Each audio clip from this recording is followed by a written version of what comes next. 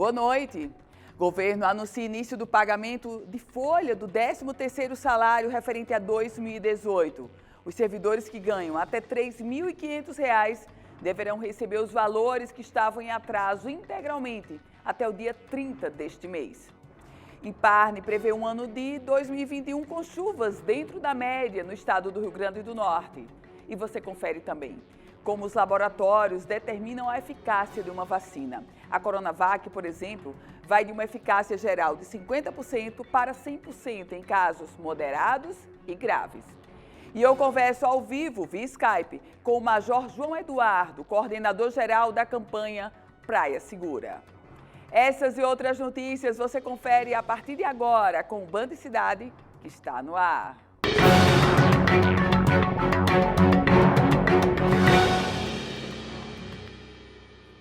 A governadora Fátima Bezerra anunciou hoje o início do pagamento do 13º salário de 2018, a terceira das 4 folhas que ficaram em aberto da gestão passada. Esse pagamento vai começar na próxima sexta-feira, mas, por enquanto, apenas para os servidores que ganham até R$ 3.500, estes vão ser contemplados. A proposta foi apresentada em reunião virtual com os representantes dos servidores estaduais. Recebem o 13º salário de 2018 no dia 15 os profissionais da segurança pública que têm salário líquido de até R$ 3.500. No dia 30 de janeiro, é a vez dos demais servidores com salário de até R$ 3.500 líquido receber o 13º salário de 2018. Isso aqui, meus amigos, só foi possível graças aos recursos oriundos do Super Refis, ou seja, fruto do esforço do nosso governo. Essa força-tarefa admirável da Secretaria de Tributação e Procuradoria-Geral do Estado, que proporcionou aos cofres do Estado 90 milhões. O governo ainda vai se reunir para definir a data para pagamento do 13º de 2018 de quem recebe mais de R$ 3.500 líquido. E até o final do mês de janeiro agora, o Comitê de Negociação, que inclui governo e representações de servidores, se reunirá novamente para definir novas datas para os que recebem acima de R$ 3.500. Um anúncio muito importante feito pela governadora Fátima Bezerra. Traz uma sinalização do que está por vir e do que já virá. No seguinte aspecto, quem ganha até R$ 3.500 líquido já sabe que o 13º salário de 2018 vai estar na conta até o final deste mês. Quem ganha mais de R$ 3.500, aí vai ter que esperar um pouco. Mas já tem a sinalização de que até o final deste mês vai ter o calendário. Do ponto de vista econômico, para a economia local é dispensável, são 90 milhões de reais, algo muito importante, dispensável a gente falar aqui. Mas o desafio do governo do estado permanece enorme. No contexto que paga 90 milhões de reais, atinge 54% do funcionalismo, mas, por outro lado, permanece aí uma folha, algo em torno de 650 milhões de reais em aberto. Isso porque mantém-se parte do 10º de 2018 para quem ganha mais de R$ 3.500, e eu estou falando de 46% do funcionalismo, e afora isso, a folha de dezembro de 2018 para todo mundo permanece em aberto. O desafio do governo é conseguir novos recursos extras, como o do Refis, que salvou ou que trouxe o oxigênio, o fôlego, para começar esse pagamento de 2018. Mudando de assunto e falando sobre saúde no contexto da síndrome de burnout, é um transtorno causado pelo excesso de trabalho com a pandemia e a necessidade de manutenção do isolamento social. Profissionais da área médica do trabalho estão cada vez mais em alerta para o surgimento de novos casos. Grace é especialista em imagem pessoal. Em dezembro de 2019, ela fez mais uma das viagens que já faz a São Paulo para capacitações e percebeu no retorno a Natal que a sobrecarga e o esgotamento pós-viagem não passavam. Em janeiro do ano passado, resolveu tirar 2 semanas de férias e notou que simplesmente não conseguia descansar. Foi quando, de fato, eu vi que eu precisava desligar um momento. Só que eu não consegui desligar. Então, eu me ausentei 2 semanas do trabalho mas essa ausência foi somente em relação a atendimentos. Mas eu não conseguia me desligar do computador. Em julho, com a retomada gradual das atividades, ela percebeu um boom na procura pelo serviço que presta. E foi aí que a paixão excessiva pelo trabalho e a dificuldade em dizer não começaram, de fato, a se tornar um problema. Até então eu dizia sim para todo mundo, posso, eu encaixo, vai dar certo. E aí eu não estava preparada para esse sim, porque minha mente já não cabia mais tanto sim. Um relato de uma cliente que teve síndrome de burnout ajudou a nortear Grace na hora de procurar ajuda médica. Com o apoio de uma psicóloga, veio o diagnóstico do burnout, um transtorno psíquico de caráter depressivo, com sintomas parecidos com os do estresse, da ansiedade e da síndrome do pânico, mas que se diferencia por ter ligação direta com o trabalho. O síndrome de burnout é caracterizada por um esgotamento, não só físico, como também emocional, onde a pessoa pode passar a apresentar, principalmente no seu local de trabalho, sintomas como desinteresse, uma fadiga, uma dificuldade de se envolver com as ações do trabalho e fazendo aquilo de maneira repetitiva, de maneira realmente mecânica e passando a ter uma dificuldade, uma ojeriza ao ambiente de trabalho, né? Querendo que ele volte para casa o mais rápido possível porque ele realmente tem uma dificuldade de suportar enquanto está no ambiente de trabalho. O tratamento que Grace faz com psicoterapia e medicamento devolveu o ânimo e, aos poucos, ela já consegue dividir bem os momentos de trabalho e de lazer. Finais de semana, eu estou começando a aprender, na verdade, a relaxar, a tirar um momento para mim, a fazer o que eu gosto, a ler, a não fazer nada, mas é difícil. As empresas, através dos diretores, das chefias e das coordenações, possuem um papel essencial na prevenção da síndrome de burnout. Se você conseguir implementar um método de trabalho que seja protetor, não só para o trabalhador, mas também para os clientes, e se você também favorecer que se tenha bem claras as tarefas, que se tenha bem clara os limites de cada trabalhador, isso tudo facilita bastante a gente evitar o burnout. E ainda falando sobre a pandemia, uma pesquisa realizada pelo Instituto Brasileiro de Geografia e Estatística, o IBGE, apontou que quase 40% das empresas em funcionamento em todo o Brasil sofreram um impacto negativo no ano passado em decorrência da pandemia da Covid-19. Agora, empresários dos mais variados setores tentam se reerguer na esperança de um ano melhor. Beatriz é proprietária de uma academia e de um box de crossfit no bairro de Nova Parnamirim. Junto com a sócia, a empresária inaugurou os estabelecimentos exatamente um ano antes do fechamento da economia, ocasionado por causa da pandemia da Covid-19.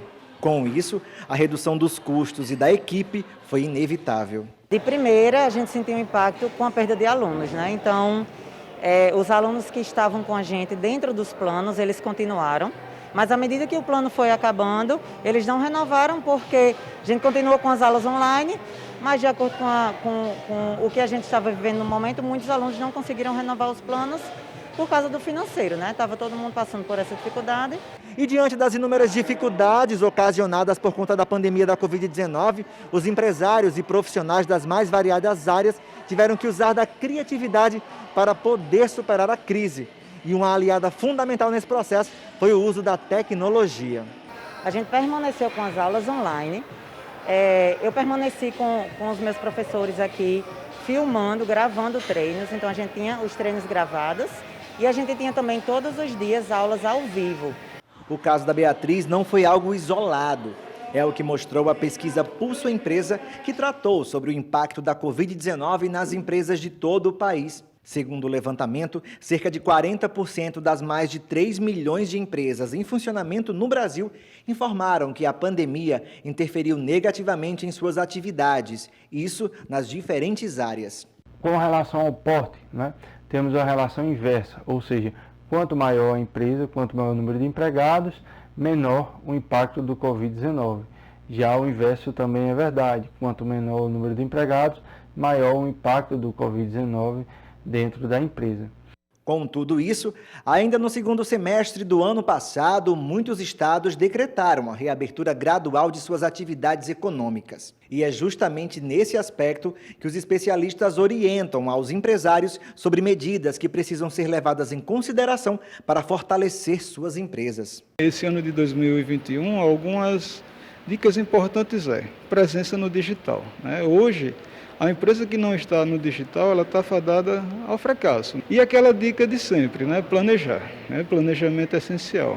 Organizar o caixa da empresa, está sempre buscando inovar. Inovar é um diferencial.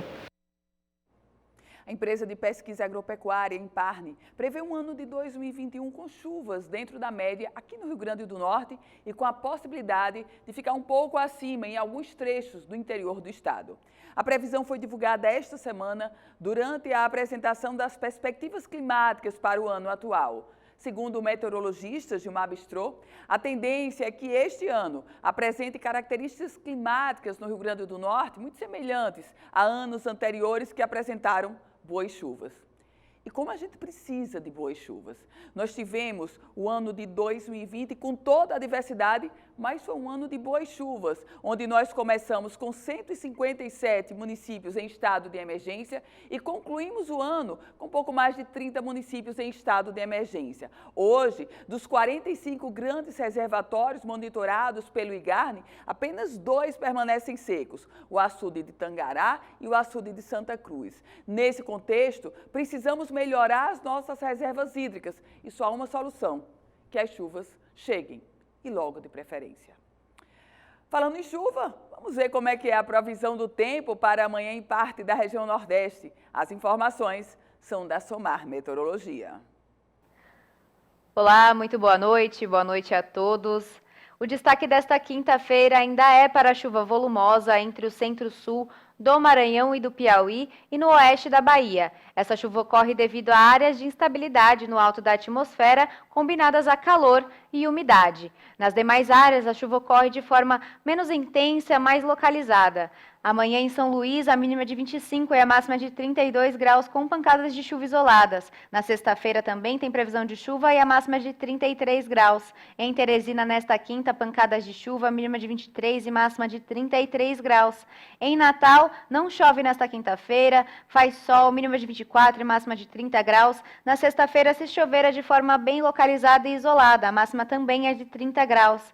E em Recife, nesta quinta, a mínima de 25 e máxima de 32 graus, também chove de forma isolada. Na sexta-feira, a máxima de 31 graus na região. Band Cidade faz um rápido intervalo. A gente se encontra em um minuto.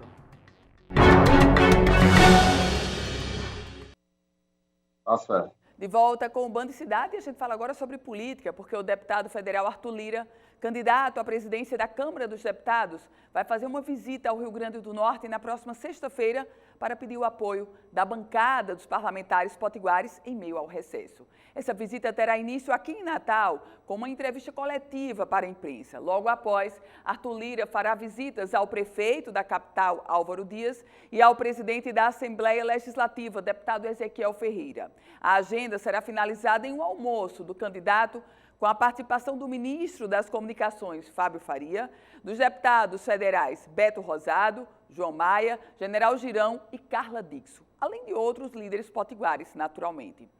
Arthur Lira, que é deputado federal pelo Progressistas de Alagoas, é o candidato apoiado pelo presidente Jair Bolsonaro, mas não vai ter vida fácil nesse processo eleitoral para tentar chegar à presidência da Câmara dos Deputados. Isso porque a Câmara está rachada. De um lado, a bancada do presidente Jair Bolsonaro, que apoia em bloco o candidato Arthur Lira. Do outro lado, a bancada do presidente atual da Câmara dos Deputados, o deputado federal Rodrigo Maia, que se coloca com um discurso de independência em relação ao presidente Bolsonaro, e tem um outro candidato, o presidente nacional do MDB, o deputado federal Baleia Rossi. Aliás, o MDB que conta com o apoio da bancada dos partidos de esquerda. A vinda do deputado Arthur Lira ao Rio Grande do Norte, estado com uma bancada pequena de deputados, mas demonstra uma eleição acirrada e, naturalmente, também, claro, ele vem demarcar o seu espaço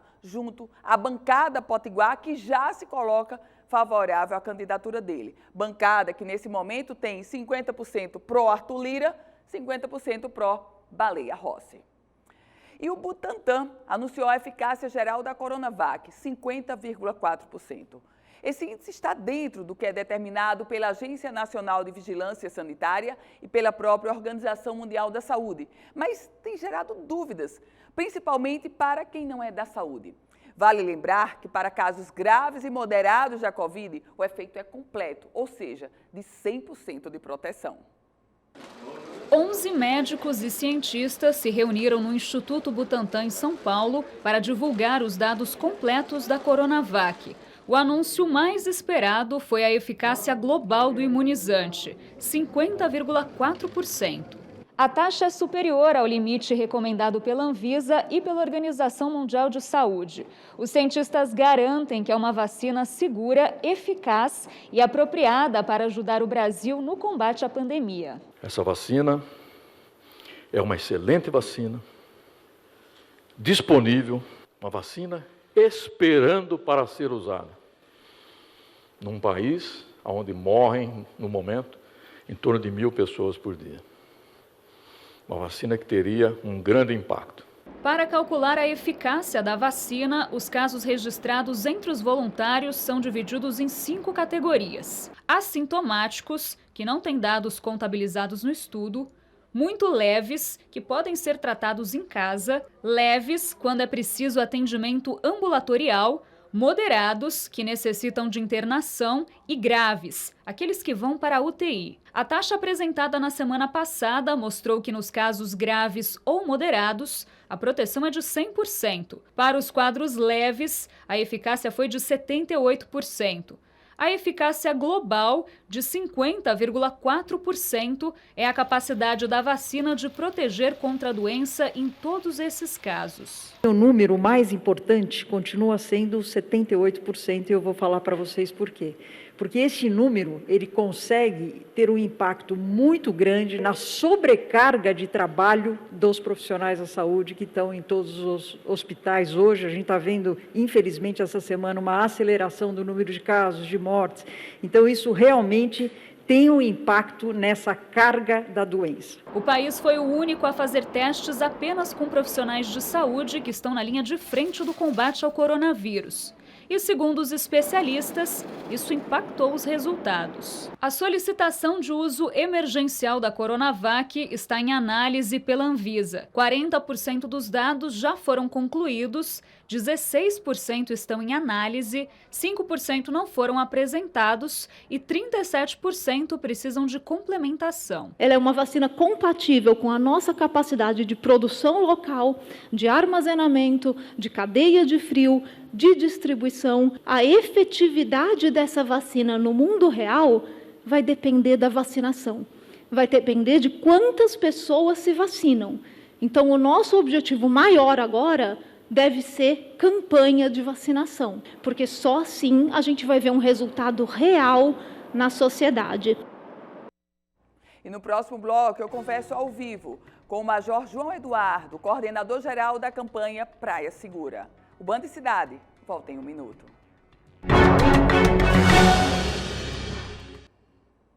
De volta com o Band e Cidade. E eu recebo agora, para uma entrevista ao vivo, via Skype, o Major João Eduardo, coordenador-geral da campanha Praia Segura. Major, muito boa noite, bem-vindo.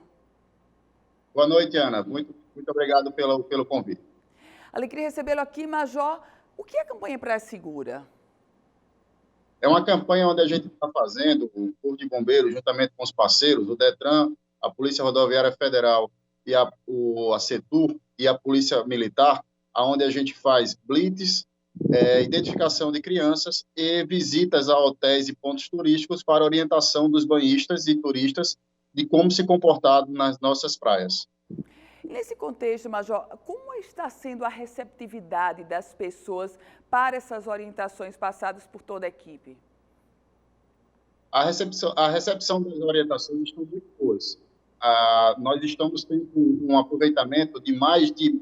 só no sábado passado nós tivemos mais de 1.000 pessoas abordadas para a nossa campanha. Então, nós estamos com uma margem muito boa de aceitação.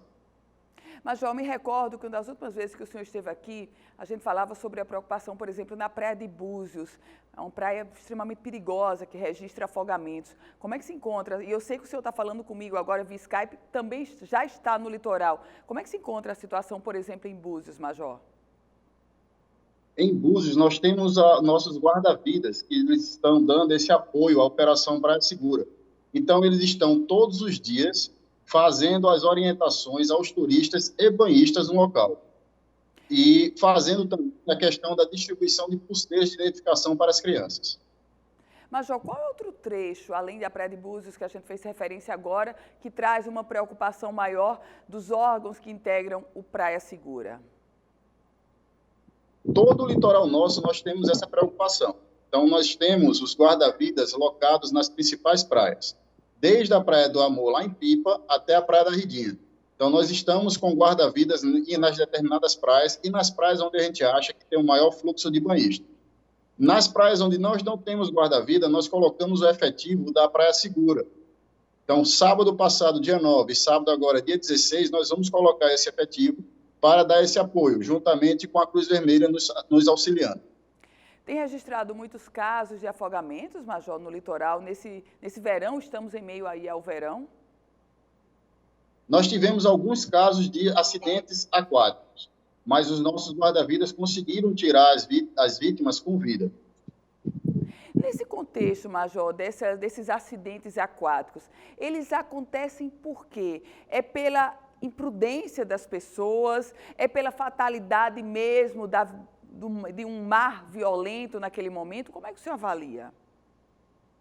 São as duas coisas que você falou, né? Tanto a imprudência, principalmente quando a pessoa ingere bebida alcoólica, também pelo mar. Então, quando junta essas duas imprudências, ocorre o acidente aquático. Então, nós orientamos sempre quando for tomar banho em uma praia desconhecida, procurar ou guarda-vida ou um nativo, de preferência o guarda-vida. Caso não tenha guarda-vida, procure um nativo. E sempre que for para tomar banho na praia, evitar ingerir bebidas alcoólicas em grande quantidade. Me chamou a atenção quando o senhor falou evitar ingerir bebida alcoólica. Qual é o efeito que provoca a bebida alcoólica quando a pessoa vai ao mar, Major? Bebida alcoólica dá uma grande confiança para a pessoa, então eles vão querer nadar, entrar num local que não conhece. Quando nós não bebemos, nós temos aquele receio de entrar no mar, onde eu não conheço.